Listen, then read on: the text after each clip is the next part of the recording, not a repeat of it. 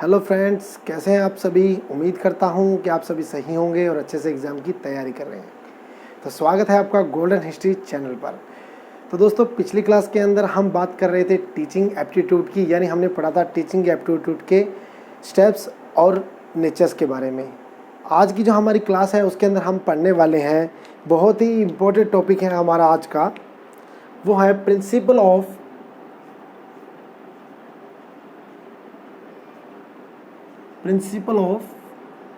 Teaching. दोस्तों, यानी कि आज हम पढ़ने वाले हैं सिद्धांतों के बारे में। किसके बारे में?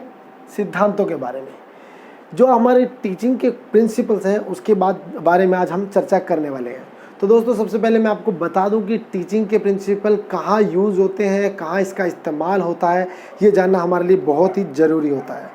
तो पहले बता दूं कि टीचिंग के जो प्रिंसिपल्स हैं, जो सिद्धांत हैं शिक्षण के, वो हम इस्तेमाल करते हैं इंटरएक्शन टीचिंग के अवस्था के अंदर, स्टेप के अंदर। यानी कि मैंने आपको 3 स्टेप बताए थे। सबसे पहला जो स्टेप था हमारा, वो कौन सा था? 3 स्टेप के अंदर सबसे पहला जो स्टेप था, इसको हम एक डायग्राम के अनुसार समझ लेते हैं। आप इसको एक रिवाइज भी मान सकते हैं क्लास का। तो सबसे पहला जो हमारा था प्री टीचिंग।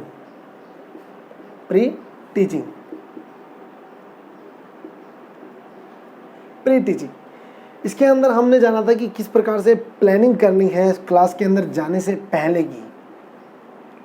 तो हम इसको मानेंगे प्लानिंग।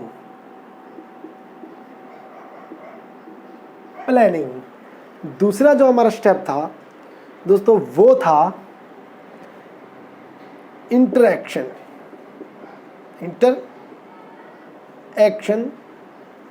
टीचिंग का। उसके बाद जो अगला जो हमारा स्टेप था वो था पोस्ट टीचिंग का। किसका? Post teaching. दोस्तों, ये 3 मैंने आपको स्टेप बताए थे महत्वपूर्ण, प्री टीचिंग, इंटरेक्शन टीचिंग और पोस्ट टीचिंग। ये जो हमारे प्रिंसिपल्स हैं, जो हमारे सिद्धांत हैं, वो हम इस्तेमाल करने वाले हैं किसमें? इंटरएक्शन टीचिंग के अंदर। यानी कि क्लास के प्लानिंग जो की थी, उसके बाद का जो हमारा जो प्लान जो डिलीवर करना था, जो हमने क्लास के अंदर जाके पढ़ाना था, उसका क्या चीज़, जो हमने एक्शन लेना था, एक्शन का जो कार्य था वो इंटरेक्शन टीचिंग के अंदर था। उसके अंदर हमने सिद्धांतों का यूज़ करना है। अब समझिए कौन कौन से सिद्धांतों को हमने फॉलो करना है और किस प्रकार से उसका यूज़ करना है और वो क्यों यूज़ करना है, उसकी चर्चा अब हम कर लेते हैं। मैंने आपको बताया कि ये जो सिद्धांत है वो इंटरेक्शन यानी कि एक्शन, क्लास के अंदर जाने के बाद का जो हमारा अंत शिक्षण कार्य होता है, उसके अंदर इसका यूज़ होता है। तो सबसे पहले जान लेते हैं कि कौन कौन से वो स्टेप हैं। तो इसको समझ लीजिए आप अच्छे से। पहला जो हमारा महत्वपूर्ण और बहुत ही इम्पोर्टेंट टीचिंग का सिद्धांत है वो कौन सा है? सबसे पहला, प्रिंसिपल ऑफ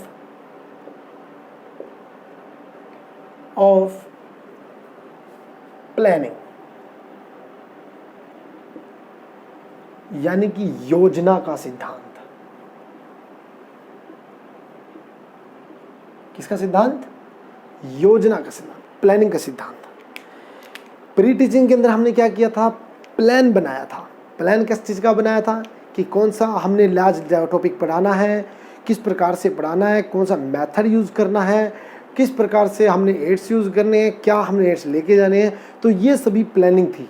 तो जो प्रिंसिपल है, सिद्धांत है योजना का, इसके अंदर भी हमने इसी प्रकार की प्लानिंग को क्लास में जाके हमने दोबारा से रिकॉल करना है, खुद से रिवाइज करना है कि आज हमने बच्चे को इस प्लानिंग से पढ़ाना है, इस तरीके से पढ़ाना है। और साथ में ये भी ध्यान रखना है कि बच्चों की स्ट्रेंथ के अकॉर्डिंग, उनकी क्या नाम अपना क्लास की संख्या है उसके अकॉर्डिंग, क्योंकि आपको हमने पहले ही बताया कि क्लास के अंदर बच्चों कुछ एवरेज भी होते हैं, कुछ ज़्यादा एक्स्ट्रा ऑर्डिनरी, कुछ ज़्यादा इंटेलिजेंट होते हैं, कुछ बच्चे वीक भी होते हैं। तो इन सभी का ध्यान में रखते हुए, इन सभी बच्चों को उनकी ध्यान में रखते हुए बच्चों को जो पढ़ाना है, कौन कौन से मेथड यूज़ करने हैं, वो सभी इसके अंदर आएंगे। किसमें? प्रिंसिपल ऑफ प्लानिंग के अंदर। अगला जो हमारा वो होगा प्रिंसिपल होगा, वो होगा प्रिंसिपल ऑफ प्रिंसिपल ऑफ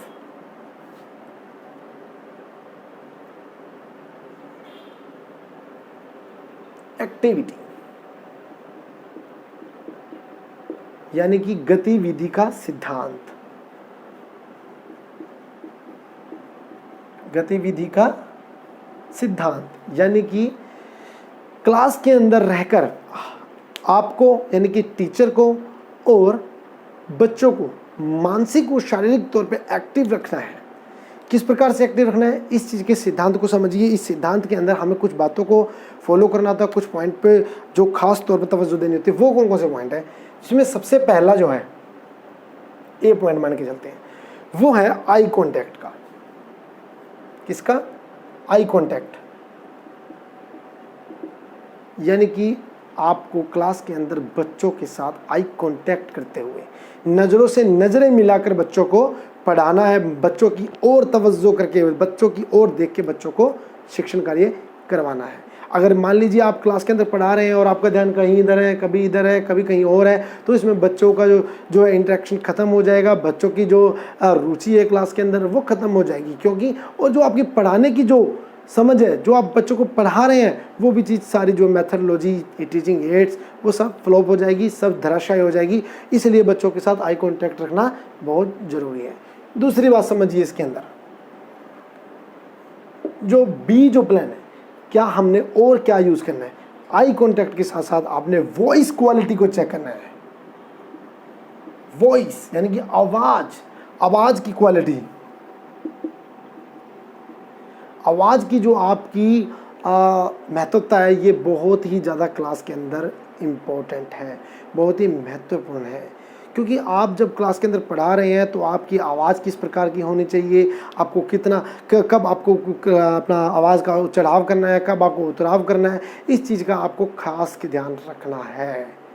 आपकी आवाज़ इस तरीके से संतुलित होनी चाहिए कि आपके बैठे हुए पीछे क्लास के बैठे हुए बेंचों पर आपकी आवाज़ जानी चाहिए, आपके जो आगे बैठे हुए बच्चे हैं उनको उस बात को समझ आनी चाहिए। ज़्यादा लाउडली नहीं होनी चाहिए, क्योंकि हम किसी संस्था के अंदर पढ़ा रहे हैं, किसी कॉलेज यूनिवर्सिटी के अंदर पढ़ा रहे हैं, तो कोई और बच्चे भी डिस्टर्ब ना हो, और अगली क्लास पिछली क्लास परेशान ना हो, और बच्चों को डिस्ट्रक्शन ना हो। तो इस चीज़ को ध्यान में रखते हुए आपकी आवाज़ की सुधार रखना चाहिए, आवाज़ की जो क्वालिटी है उस पर संतुलन रखना बहुत ज़रूरी है। ये जो दूसरा आपको टॉपिक है, पॉइंट है, ये भी बहुत ही महत्वपूर्ण है। पहला जो पॉइंट था आई कांटेक्ट था, बच्चों के साथ नज़रें मिलाकर आपको बच्चों को पढ़ाना, आई कांटेक्ट बना के पढ़ाना। दूसरा आपकी आवाज़ की क्वालिटी को भी बात पे चेक करना है, हर स्टेप पर चेक करना है कि आप क्या टेक्स्ट बुक पढ़ा रहे हैं तो क्या आवाज़ की क्वालिटी होनी चाहिए, आप लेक्चर दे रहे हैं तो क्या आवाज़ की क्वालिटी होनी चाहिए, आप बच्चों को टेस्ट ले रहे हैं तो क्या होना चाहिए। हर तरीके से आप क्वेश्चन आंसर कर रहे हैं या बच्चों को कोई दोहराने के लिए बोल रहे हैं, हर तरीके का एक मेथड होता है। तो आपको इस आवाज़ की, वॉइस की क्वालिटी को इस नज़र में रखना है। तीसरी और बहुत ही इम्पोर्टेंट बात, क्लास एक्टिविटी। क्लास एक्टिव, इससे तात्पर्य कहने का ये है कि आप जब क्लास के अंदर होते हैं तो क्लास के अंदर होने के साथ साथ आपको क्लास में आने के बाद ऐसा नहीं है कि आप लेक्चर स्टैंड को पकड़ लें या किसी चेयर पे बैठ जाएं और उस पर बैठे रहें पूरे 40 मिनट, पूरे पीरियड, पूरे लेक्चर। ऐसा आपको कदापि नहीं करना। आपको क्लास के अंदर एक्टिव रहना है, यानी कि क्लास के अंदर चलना है, फिरना है। यानी क्लास के अंदर बेंचों के बीच में जो स्पेस है उसके अंदर आपको चलना है, आना जाना है। क्योंकि बच्चों का जो मानसिकता है ये रहे कि हमारे जो टीचर हैं, हमारे जो प्रोफेसर हैं, वो हम पे नज़र रखे हुए हैं और वो जो हम पे लगातार नज़र बनाए हुए हैं। इस चीज़ को ध्यान में रखते हुए आपको एक्टिव रहना है और आपको क्लास के अंदर चलना फिरना है। एक जगह किसी लेक्चर स्टैंड पर या किसी चेयर पर विराजमान नहीं होना है, बैठना नहीं है, क्लास के अंदर एक्टिव रहना है, चलना है। तो इसलिए इस चीज़ का जो क्लास एक्टिविटी का है खास ध्यान रखना है। पहले आई कांटेक्ट बना के रखना है बच्चों के साथ में। दूसरा वॉइस क्वालिटी चेक रखनी है अपनी अच्छी। आप वॉइस क्वालिटी को देखना है, कब उतारना है, कब चढ़ाना है, इस तरीके को। और उसके बाद क्लास के अंदर एक्टिव रहना है, यानी क्लास के अंदर चलना और फिरना है। इस चीज़ का विशेष ध्यान रखना है आपको प्रिंसिपल ऑफ एक्टिविटी के सिद्धांत में। तो समझ आ गया। उसके बाद जो अगला हमारा, इसको लिख लीजिए आप इसी तरीके से। बहुत ही महत्वपूर्ण चीज़ बता रहा हूँ आपको, क्योंकि आप भावी आने वाले प्रोफेसर हैं, टीचर हैं, इस चीज़ को आपको खास ध्यान रखना है। तो अगली बात कर लेते हैं। अगला जो हमारा सिद्धांत है वो कौन सा है? Number 3, principle of of life oriented,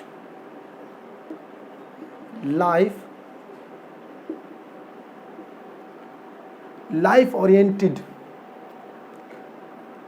यानी कि जीवनमुखी सिद्धांत,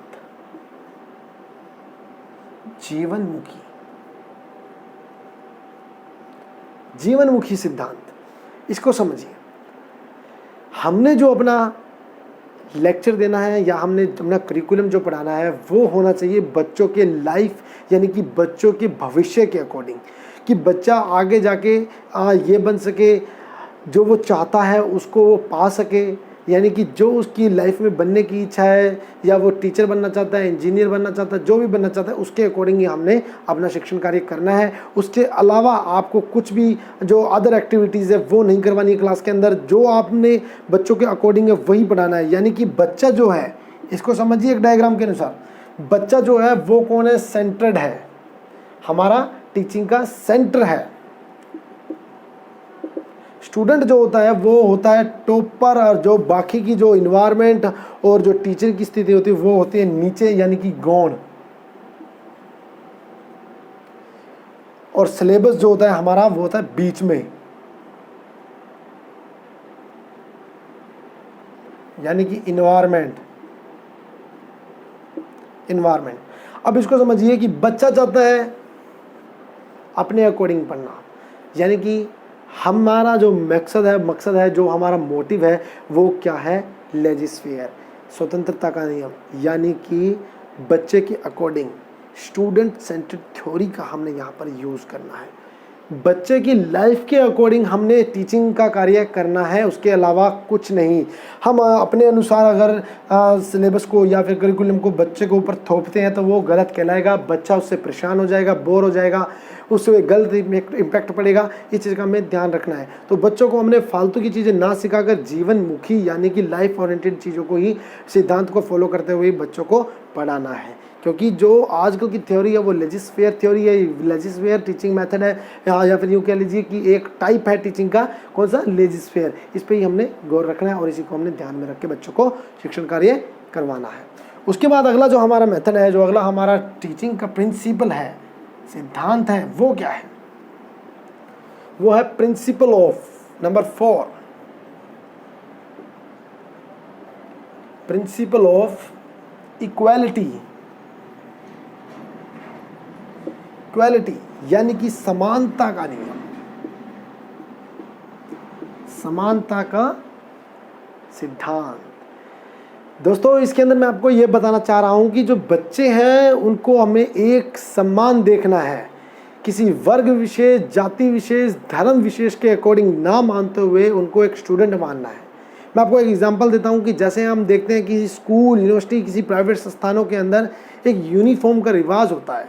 हमारे गवर्नमेंट जो है हमारे यूनिफॉर्म का रिवाज देती है, आप अच्छे से जानते हैं इस चीज़ को, क्यों देती है, क्योंकि सभी बच्चे समान दिखें, उसके अंदर कोई गरीब अमीर, किसी रंग भेद या फिर किसी भी जाति विशेष, धर्म विशेष का उस पर इन्फ्लुएंस ना रहे, कोई प्रभाव ना दिखे, बच्चे सब एक जैसे दिखें, इसलिए यूनिफॉर्म का यूज़ किया जाता है। और यहाँ पे हमारा जो सिद्धांत भी हमें क्या सिखा रहा है, समानता का सिद्धांत, यानी कि प्रिंसिपल ऑफ इक्वालिटी, एकता, यानी कि एक जैसे बच्चे। हमें यहाँ पे बच्चों को ये नज़र में रखना है कि बच्चे सभी समान हैं, किसी भी जेंडर उनके साथ भेदभाव नहीं किया जाएगा, कोई लैंगिक भेदभाव ना हो, उनके साथ कोई जातिगत, कोई धार्मिक या क्षेत्र विशेष से आ रहे हैं तो उनके साथ ऐसा कोई भेदभाव नहीं करना। आपके लिए आपके बच्चे, आपके स्टूडेंट्स जो हैं, आपके शागिर्द जो हैं वो एक समान है, एक जैसे हैं। इस चीज़ का आपको खास ध्यान रखना है। इसलिए यहाँ पे जो यूज़ है प्रिंसिपल ऑफ इक्वलिटी, इसको नज़र में रखते हुए आपको क्लास के अंदर टीचिंग कार्य अपना कराना है। उसके बाद जो बात करते हैं, अगला जो हमारा मेथड है number 5, principle of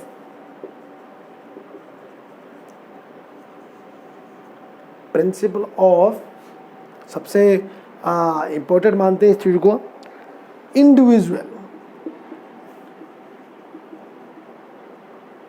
individual various, यानी कि व्यक्तिगत भिन्नता, व्यक्तिगत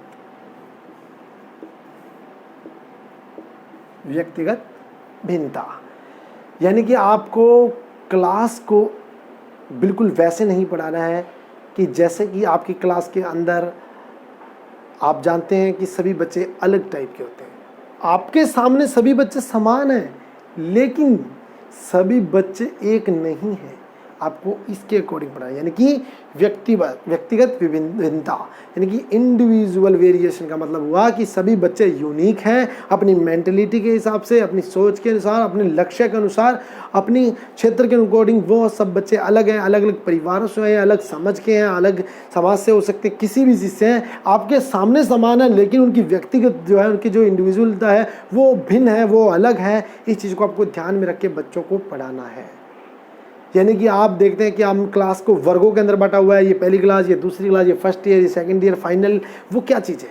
ये व्यक्तिगत भिन्नता है, उनकी मेंटलिटी है, उनकी मानसिकता के अकॉर्डिंग उनको वर्गों के अंदर बांटा गया है। तो आपको भी इसी प्रकार एक ग्रुप के अंदर ना पढ़ाकर बच्चों को उनके व्यक्तिगत भिन्नता के अनुसार बच्चों को टीचिंग कार्य करवाना है। बच्चों के सामने आप कोई मजाक कर रहे हैं, बच्चों के सामने कोई लेसन आपको डिलीवर कर रहे हैं, कोई लेक्चर दे रहे हैं, तो आपको उसके अकॉर्डिंग देना कि हर बच्चा भिन्न है। हम यूनिवर्सिटी कॉलेज की बात कर रहे हैं, महाविद्यालयों की बात कर रहे हैं, तो उसमें ये देखना है कि आपको इस हिसाब से बात करनी है कि किसी बच्चों को कोई बात हर्ट ना हो जाए, कोई मानसिकता चोट ना पहुँचे, इस चीज़ पे ध्यान रखना है। कोई जातिगत, कोई विशेष आप किसी बच्चे पर कमेंट नहीं कर सकते, क्योंकि हर बच्चा व्यक्तिगत अलग है। हर वर्ग से, हर समाज से बच्चा हमारी क्लास के अंदर जुड़ा है, इस चीज़ का आपको खास ध्यान रखना है। बच्चे हमारे लिए समान हैं, लेकिन बच्चों की विभिन्नता अलग है, व्यक्तिगत जो उनकी यूनिक पर्सनैलिटी है, इस चीज़ पे आपको खास ध्यान रखना है। तो इनके अकॉर्डिंग ही आपको क्लास को अटेंड करना है, क्लास को जो पढ़ाना है, बच्चों को जो सामने जो लेक्चर देना है वो उसी के अकॉर्डिंग देना है कि बच्चे आपके समान हैं, लेकिन उनकी व्यक्तिगत भिन्नता है, व्यक्तिगत वो अलग हैं। इस चीज़ को खास आपने ध्यान रखना है। तो बात करते हैं अगले प्रिंसिपल की, जो बहुत ही महत्वपूर्ण है, प्रिंसिपल ऑफ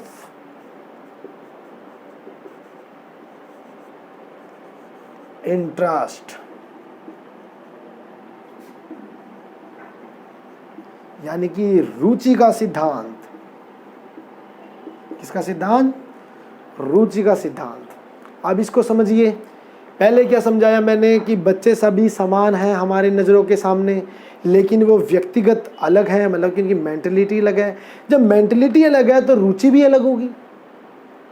जब मेंटलिटी अलग है, सभी बच्चे अपने व्यक्तिगत तौर पर अलग हैं, वो अपनी मानसिकता को, अपने लक्ष्य को अलग लेकर आए हैं, अपनी क्लास के अंदर वो एक अलग स्वभाव प्रस्तुत कर रहे हैं, एक यूनिक पर्सनैलिटी है, तो उनकी रुचि भी अलग है, उनका इंटरेस्ट भी अलग है। तो आपको इस चीज़ को खास ध्यान रखना है कि जो प्रिंसिपल ऑफ इंटरेस्ट है, आप इसके नज़र में इसके स्टाइल से आपको पढ़ाना है कि सभी बच्चे यूनिक पर्सनैलिटी सबकी अलग है, तो उनकी रुचि भी अलग होगी।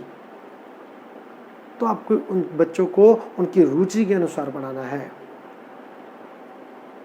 उनके जो उनका रुचि है, जो उनका इंटरेस्ट है, उसके अकॉर्डिंग आपको बच्चों को पढ़ाना है। आपकी मेथड, जो आपकी टीचिंग के मेथड है, आपका जो पढ़ाने का जो स्टाइल है, वो चेंज करना पड़ेगा बच्चों की रुचि के अनुसार। आपको उनकी अनुभव, उनके जो इंटरेस्ट है उसके अकॉर्डिंग आपको चेंज करना पड़ेगा। कि बच्चे को इस मेथड से नहीं समझ आ रहा, तो आपको मेथड चेंज करना पड़ेगा। उनकी क्या रुचि है, वो उनकी रुचि, क्योंकि हमारी जो लेजिस्फेयर जो टाइप है टीचिंग का, उसको यहाँ पे फॉलो किया जा रहा है। जो टीचिंग मेथड, जो टीचर है वो यहाँ पे गौण है, जो प्रमुख जो है वो स्टूडेंट है। तो स्टूडेंट ही प्रमुख है, स्टूडेंट के अकॉर्डिंग ही हमने उनके इंटरेस्ट के अकॉर्डिंग ही पढ़ाना है।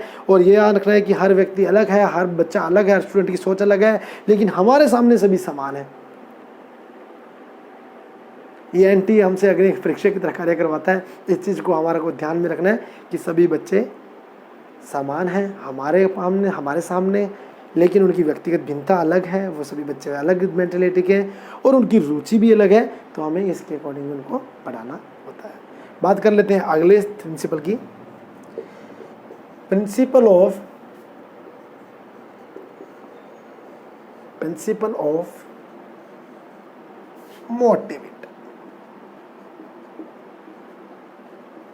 मोटिवेट, यानी कि प्रेरणा। क्या चीज? प्रेरणा का सिद्धांत, मोटिवेट का सिद्धांत, मोटिवेशनल बच्चों आज के समय में बहुत ही जरूरी है, क्योंकि बच्चों को जो पढ़ाया जाता है उनकी रुचि के अकॉर्डिंग पढ़ाया जाता है। और आप देखते हैं कि जो बच्चे हैं उनको उत्साहित करना बहुत ज़रूरी है। हमारी जो मेथड, जो हमारा टीचिंग का जो टाइप है लेजिस फेयर, यानी कि स्वतंत्रता का जो हमारा सिद्धांत के अकॉर्डिंग बच्चों को पढ़ाना है, बच्चों के अकॉर्डिंग की हमें पढ़ाना है, क्योंकि स्टूडेंट सेंटर्ड थ्योरी का हम यहाँ पर यूज़ कर रहे हैं। जो हमारे मेथड्स होंगे वो स्टूडेंट के अकॉर्डिंग ही होंगे। उसी प्रकार से बच्चों को ही यहाँ पे मुख्य माना जाता है और बच्चों को मोटिवेट करना भी ज़रूरी है, क्योंकि टीचर यानी कि आप भावी जो टीचर बनने वाले हैं वो एक सहयोगी के रूप में है, यानी कि एक एज ए हेल्पर है। अब आपकी जो उसके अंदर जो स्थिति है वो एक गौण है, छोटी स्थिति है, मीन स्थिति है। जो मुख्य स्थिति जो है वो बच्चों की है, स्टूडेंट्स की है। उनको फोकस करते हुए ही हमें यहाँ पर जो टीचिंग का कार्य कराना है। तो चलती क्लास के अंदर जैसे हम किसी बच्चे से सवाल पूछ लेते हैं, वो जवाब देता है, तो आप उसको अप्रिशिएट कर सकते हैं। उसके लिए आप उसको शाबाश बोल सकते हैं कि वेरी गुड बेटा, शाबाश, बहुत अच्छा किया। आप उसको क्लास के फ्रंट पे बुला के, स्टेज पर बुला के उसके लिए क्लैपिंग बजवा सकते हैं, तालियां बजवा सकते हैं, उसको गिफ्ट दे सकते हैं, उसको चॉकलेट दे सकते हैं, या फिर सभी बच्चों के सामने उसकी तारीफ़ कर कर उसको मोटिवेट कर सकते हैं। एक बहुत ही बेहतरीन तरीका है, क्योंकि मोटिवेट करना बच्चों के लिए बहुत ज़रूरी है, उत्साहित करना। जब बच्चे उत्साहित होंगे तो भी आगे बढ़ पाएंगे। और इसलिए जो मेथड ऑफ, जो प्रिंसिपल ऑफ मोटिवेशन है, इसका यूज़ किया जाता है क्लासरूम के अंदर, कि बच्चे जितने हों, जितना हो सके प्रोत्साहित किया, क्योंकि हमारी स्थिति यहाँ पर एक हेल्पर की तरह है, एक सहयोगी की तरह है। जो मुख्य जो है, जो प्रमुख स्टूडेंट ही होता है, हमने उनको मोटिवेट करना है। तो इस प्रकार से हमने पहले प्लानिंग करी, फिर एक्टिविटी की, फिर हमने जीवन मुखी तरीके से सिद्धांत को फॉलो किया, सभी बच्चों को समान माना, व्यक्तिगत भिन्नता के अनुसार उनकी रुचि का ध्यान रखा और फिर उनको मोटिवेट किया।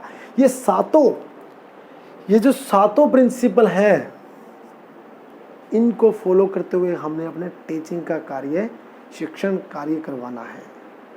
इन सातों को फॉलो करते हुए याद रखिए दोस्तों कि हम किसी स्कूल में नहीं है, किसी छोटी संस्थानों के अंदर या किसी मकतब मदरसे में नहीं पढ़ा रहे हैं। हम पढ़ा रहे हैं कॉलेज, महाविद्यालय और यूनिवर्सिटी लेवल पर, क्योंकि यहाँ के बच्चे मैच्योर होते हैं, पूरी उनको सारी समझ होती है। इस चीज़ को अकॉर्डिंग में हमने ध्यान में रख के ही बच्चों को शिक्षण कार्य करवाना है, साथ में मिलके, क्योंकि पहले प्लानिंग बनानी होगी, फिर गतिविधि, एक्टिव रहना होगा क्लास के अंदर हमें मानसिक और शारीरिक तौर पर। उसके बाद लाइफ ओरिएंटेड बच्चों के जीवन मुखी सिद्धांत के अकॉर्डिंग ही बच्चों को शिक्षा दी जाए। सभी बच्चे हमारे सामने सम्मान है, कोई भेदभाव नहीं, क्षेत्रीय नहीं, धर्म नहीं, रंग नहीं, लिंग नहीं, किसी भी प्रकार का भेदभाव नहीं करना। हमारे सामने बच्चे सभी समान हैं। उसके बाद बात करते हैं इंडिविजुअली, हर व्यक्ति समान हमारे सामने समान है, लेकिन उनकी अलग व्यक्ति यूनिक पर्सनैलिटी है, अलग पर्सनैलिटी है, व्यक्तिगत भिन्नता है। तो उनकी रुचि के अकॉर्डिंग अलग भिन्नता होने के उनकी रुचि भी अलग है, तो उनको उनकी रुचि के अकॉर्डिंग, उनकी व्यक्तिगत भिन्नता के अकॉर्डिंग उनको बच्चों को पढ़ाना है। उसके बाद हमें उसका जो सहयोगी के रूप में एक मोटिवेटर भी है हम लोग, हमें मोटिवेट करना है बच्चों को। किस प्रकार से मोटिवेट करना है वो आपको बता दिया है। शाबाश कहकर उनको अच्छे से अच्छे मार्क मिलने पर उनको क्लैपिंग करवा कर, क्लास में पुरस्कार देकर, उनको शाबाश देकर हम बच्चों को मोटिवेट करना है। तो दोस्तों इस प्रकार से ये सातों के सातों जो प्रिंसिपल हैं, जो प्रिंसिपल ऑफ टीचिंग है, हमें इनको फॉलो करते हुए टीचिंग कार्य करना है, जो हमारे लिए बहुत इंपॉर्टेंट है, क्योंकि आप भी हम भावी टीचर्स हैं, प्रोफेसर हैं, तो आपको इस चीज़ का ध्यान रखना है। तो दोस्तों आज के वीडियो में इतना ही। जैसे मैंने आपको बताया कि ये 7 प्रिंसिपल्स हैं, इसको आप स्क्रीनशॉट ले लीजिए, राइट डाउन कर लीजिए, बहुत ही इम्पोर्टेंट है। अगर आपको क्लास अच्छी लगी, आपको वीडियो अच्छा लगी, तो लाइक शेयर जरूर कर दीजिएगा और सब्सक्राइब करना बिल्कुल ना भूलिए। और मेरे आने वाले वीडियो के लिए नोटिफिकेशन वाले बटन को प्रेस कर दीजिए। जब तक स्वस्थ रहिए, घर पे रहिए। धन्यवाद, नमस्कार।